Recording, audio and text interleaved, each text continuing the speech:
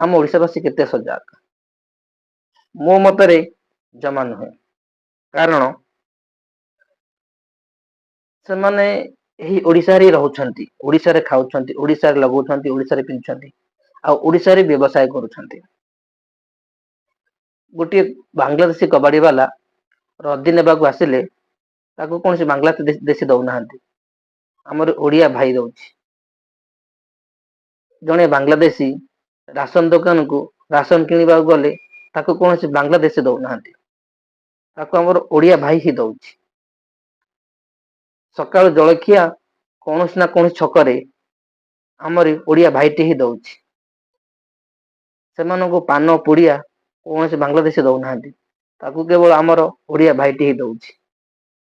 ଏହା କଣ ଏକ ପ୍ରକାର ସହାୟତା ନୁହେଁ ସେମାନଙ୍କୁ?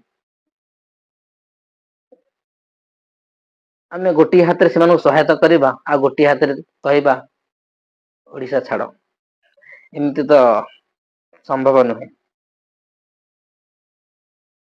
ତେଣୁ କେବଳ ସରକାରୀ ସ୍ତରରେ ନୁହେଁ, ଆମ ସମସ୍ତଙ୍କୁ ବି ଏଥିପ୍ରତି ସଚେତନ ହବାର ଅଛି।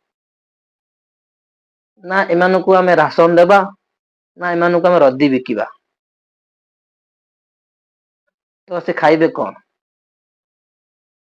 ଯେଉଁ କବାଡି ଜିନିଷ ନେଇ, ରଦି ଜିନିଷ ନେଇ ସେମାନେ ନିଜର ଗୁଜୁରାଣ ମେଣ୍ଟାଉଛନ୍ତି, ଦି ପଇସା ଇନକମ କରୁଛନ୍ତି,